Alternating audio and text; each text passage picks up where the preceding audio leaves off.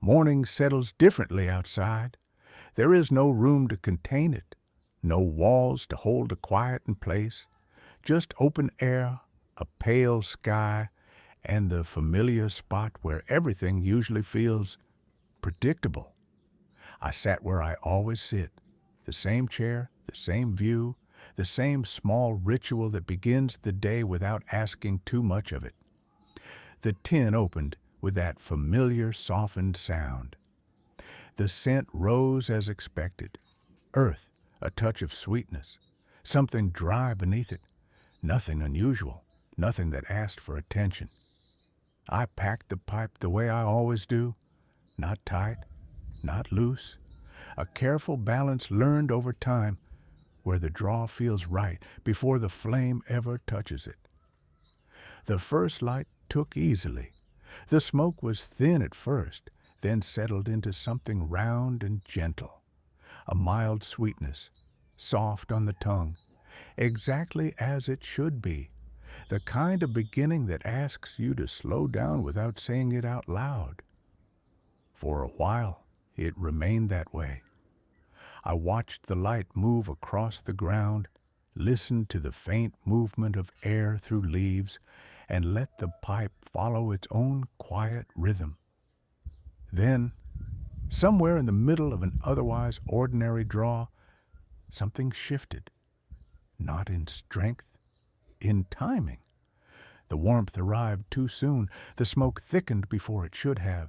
That deeper character, the one that usually waits until later in the bowl, appeared without warning, subtle but unmistakable. I paused. It faded slightly, as if correcting itself. I drew again. It returned, a touch drier now, a faint edge like the early suggestion of ash. Nothing sharp, nothing wrong, just out of place. I adjusted my pace without thinking, slower, more space between each breath, letting the ember settle back into what I expected it to be. For a moment, it worked. Then it didn't. The next few draws followed a rhythm that wasn't quite mine. Each time I let it rest, the pipe seemed to hold its warmth longer than it should have, not fading as quickly as I'm used to, not asking to be relit. When I returned to it, the ember answered immediately, too immediately, as though it had been waiting for that exact moment. I shifted slightly in my seat, more aware now of the pipe than the morning around me. There are stages in a bowl that every smoker recognizes. The bright beginning, the steady middle, the heavier, more grounded end, each one shaped by heat, by moisture gathering below, by the gradual presence of ash working its way back into the smoke. This felt like all of them at once. I tried to slow it further. The draw tightened, just slightly. Enough that I had to pull a little longer, enough that the ember deepened rather than eased. The smoke followed, thicker now, carrying that same dry note that should not have been there yet. I stopped again. The pipe remained warm in my hand. A faint thread of smoke continued to rise, even without a draw. It did not curl away in the breeze as quickly as it should have. It lingered, held its shape a moment longer than expected, as though the air itself was slower to take it. I watched it longer than I meant to.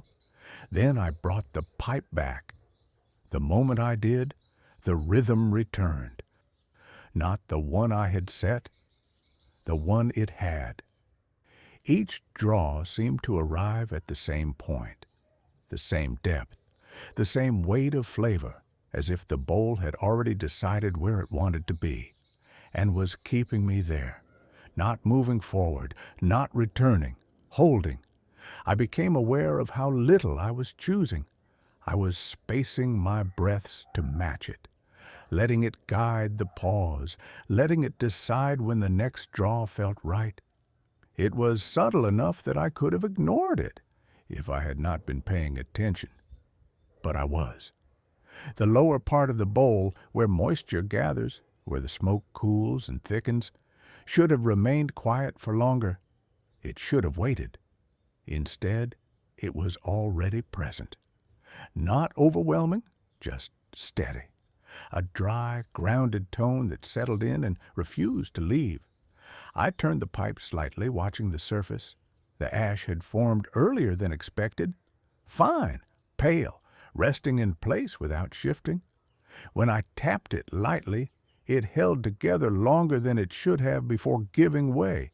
I do not remember deciding to keep smoking, only that I did, because stopping felt incomplete, as though the moment had not reached where it intended to go. The morning had brightened around me, but it felt distant now. The sounds, the light, the small movements of the day beginning, all of it seemed to sit just outside of where I was. There was only the pipe and the quiet insistence of its pace. Eventually, without any clear point of transition, it ended. Not faded, ended. The next draw brought almost nothing, just a trace of dry warmth, and then no more. The ember was gone, leaving behind a fine, even layer of ash. Too even. I sat with it for a while, the pipe cooling slowly in my hand. Everything about it could be explained. The heat, the moisture, the way the lower layers had influenced the flavor earlier than expected, the ash lending that dry edge sooner than it should have. All of it made sense.